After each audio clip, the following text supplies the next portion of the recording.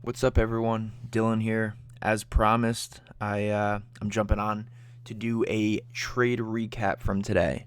So, going forward, whenever I take a trade, whether I take 1, 3, 7, whatever it is, I'm gonna hop on that day, um, and you know, go over my thought process and why I took the trade, what I was looking for, my targets, all that kind of stuff.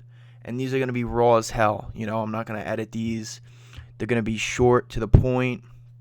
I'm not going to talk bullshit. I'm not trying to do this to talk off your ear. Okay? These are just very simple, brief, to the point recaps.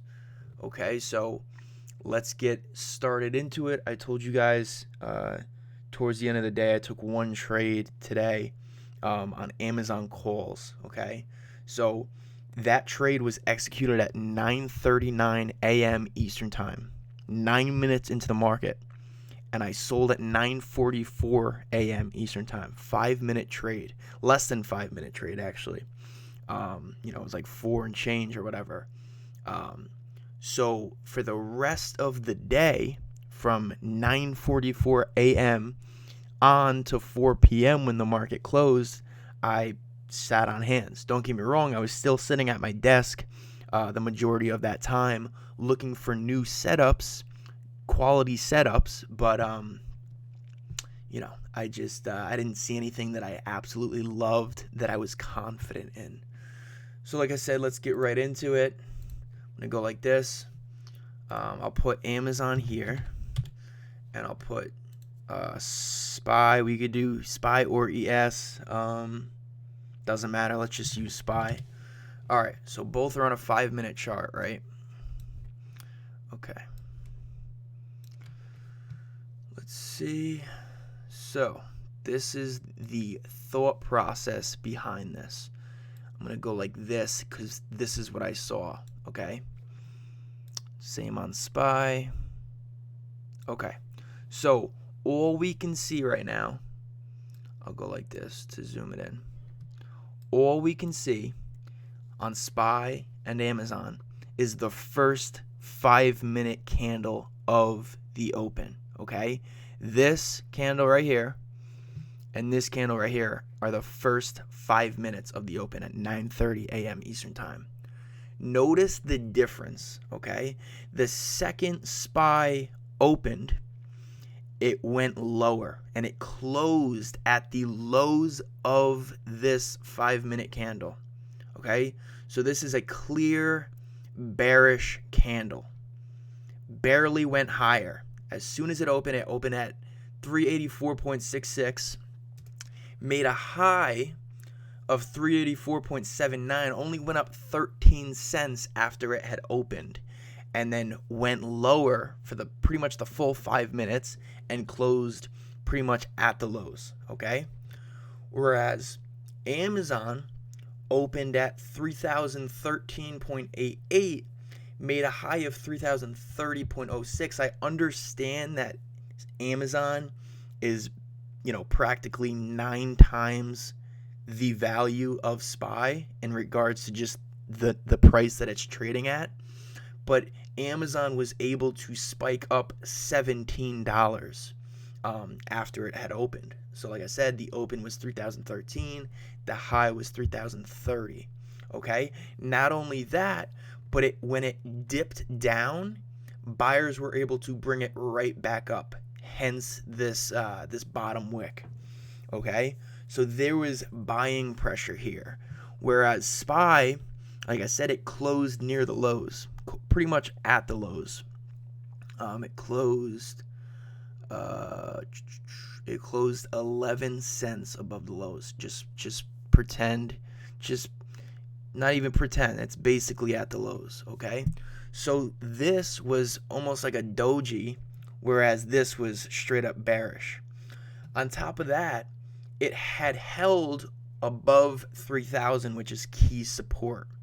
Okay, so you can see even here in pre-market, once Amazon got above 3,000, it held there, dipped below, buyers were able to bring it right back up. So there was definitely buyers in this area, and like I said, as a result, Amazon was able to pull back and hold and then come back up. Okay, so the next candle, SPY actually dipped down even more and then came up.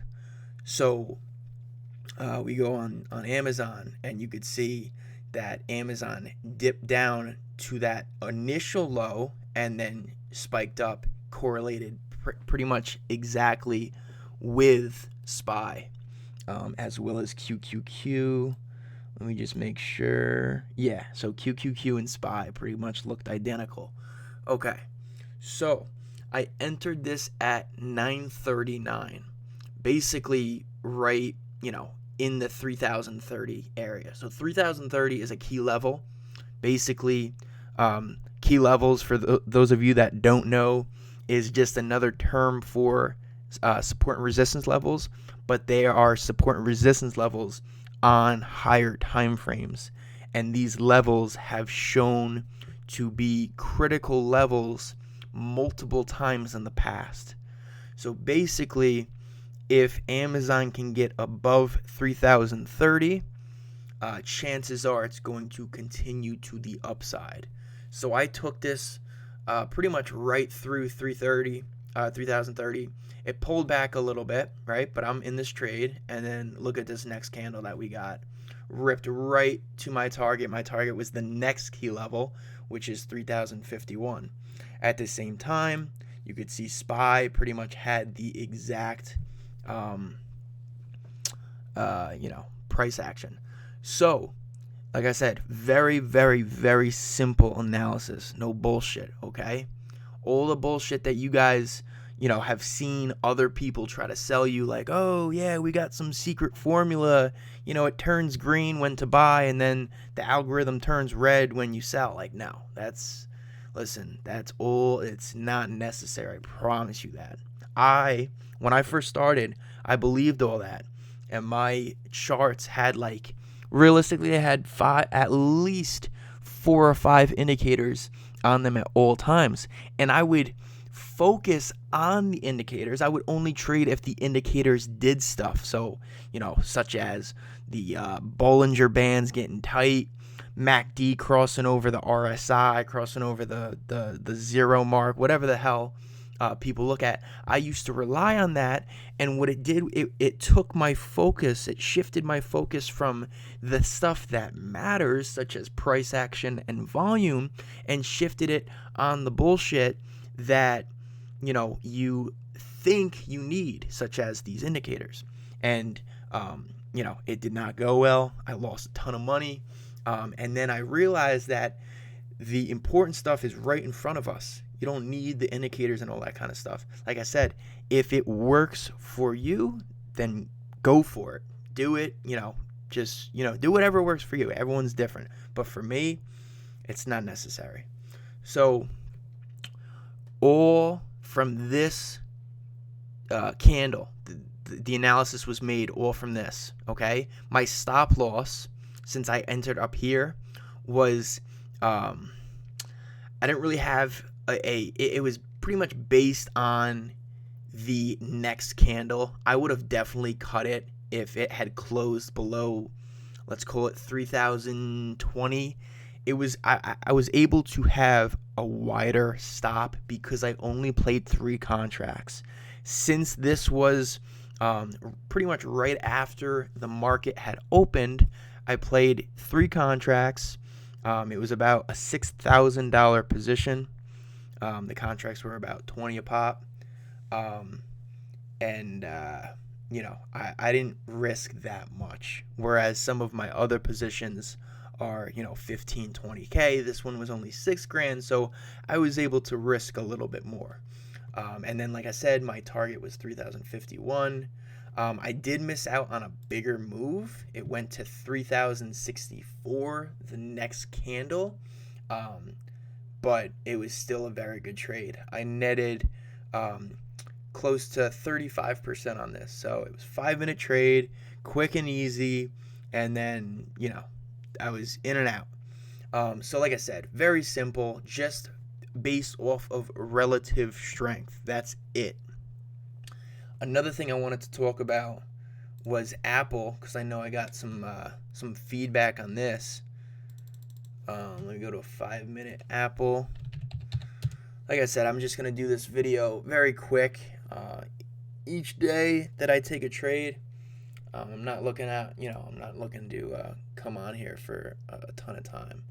But okay, so a lot of you know that a double bottom is coined as a bullish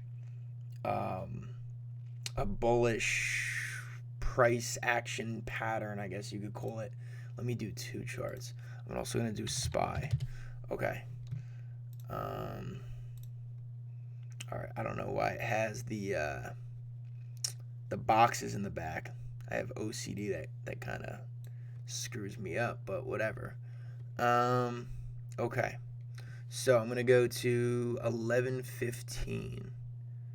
11:15, which is right there. Okay. So, each chart is a 5-minute. This is Apple, this is SPY. And this goes to 11:20, and then this goes to 11:20. Okay. So, I noticed that Apple, as opposed to Amazon, Apple was showing relative weakness. Okay. So very simple. Again, first 5-minute candle, it plummeted. I mean, for a stock trading at 121, this is a pretty big move to the downside in just 5 minutes. Okay, like SPY, it had closed near the lows. Okay, look at the difference though. Within 10 minutes after, SPY was able to break above the high. Okay, this was the high of day. SPY came down and then ripped higher and broke the high of day. Let me just draw this out. Let's see. I'll go like this. Okay, so this was the high of day. SPY broke high of day at 9:40 a.m. Whereas Apple at 9:40 a.m., this is the candle. Look how far it is from the high of day. It barely made it halfway. So that was the first sign of relative weakness. The second, there was multiple, not even, the fact that it was a second, but one thing that I had told everyone in the group was that this double bottom was a ton of noise. I said, what did I say? Quote unquote, I said, notice how Apple tested the low of day, but both ES and Q made higher lows. This shows that Apple is weak and should be avoided, okay?